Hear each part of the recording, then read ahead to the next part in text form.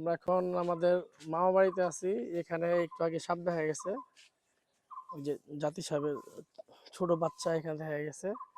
একটু আগে বাড়াবাড়ি করলাম, কিন্তু আর খুঁজে পেলাম না, আর অল্প সময়ের মধ্যেই ভাগছে।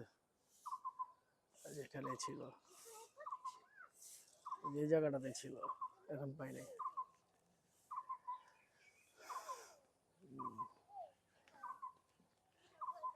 এটা হচ্ছে রোদেলা, অনেক বড় হয়ে গেছে গা। আর প্রাপ্তি লম্বা হয়ে গেছে বেশি। এই যে পিস্তল ম্যান এসে পড়ছে এখানে, খুব সুন্দর জায়গা। আমার ছোটবেলা আগে এই যে এই ক্ষেতের এই জায়গাটাতে আমরা ব্যাডমিন্টন খেলতাম শীতকালে। এই যে আম গাছে সুন্দর আম ধরছে, আসলে গ্রামের সম্পূর্ণ গ্রামের পরিবেশ এখানে। আচ্ছা, একটা মজার কাহিনী হয়েছে, আগে একটা আমগুলো দেখায়নি। এই যে পিছনে দেখতে পাচ্ছেন অনেক সুপারি গাছ। এই সুপারি গাছে আজকে দুপুরে সবাই যখন বাড়িতে ব্যস্ত, খাওয়া দাওয়ায় ব্যস্ত, তখন একজন চোর আসছে, আয়সা 4টা গাছ থেকে সুপারি পারছে। 5 নম্বর গাছ থেকে সুপারি পাড়ার সময় আমাদের বাড়ির মাসি দেখা পরে লোকজন ডাক দিছে।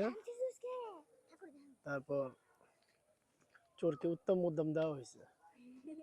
যদিও দুঃখের বিষয় আমার ভিডিও করতে পারি নাই।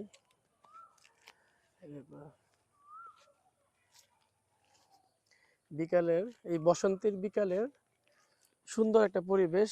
আবহাওয়াটা এরকম যে ঠান্ডাও না গরমও না, আমি একটু মাঝামাঝি অবস্থানে আছি। তারপর এটা আমাদের মামিদের দোকান। তাল গাছ, এই তাল গাছ অনেক ছোট ছিল, এখন অনেক বড় হয়ে গেছে।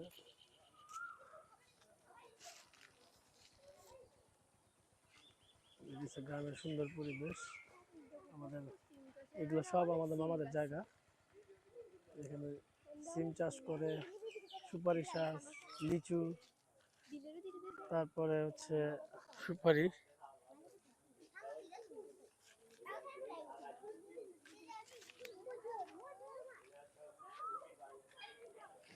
এটা গ্রামের সুন্দর পরিবেশের মধ্যে আস্তে আস্তে শহরের ছোঁয়া আসতেছে। এটা অনেকটা মফস্বল এখন, শহরও বলা যাবে না, গ্রামও বলা যাবে না, এটার মাঝামাঝি অবস্থানে আছে। এগুলো সব আমাদের মামাদের জায়গা। এই যে জায়গা দেখতেছেন আমাদের জায়গা। এটা হচ্ছে মিশনের গেট।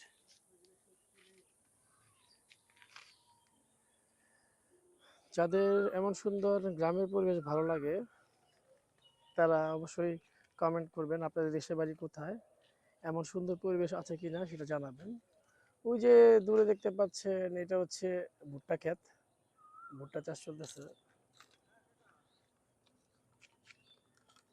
কচুরিপানা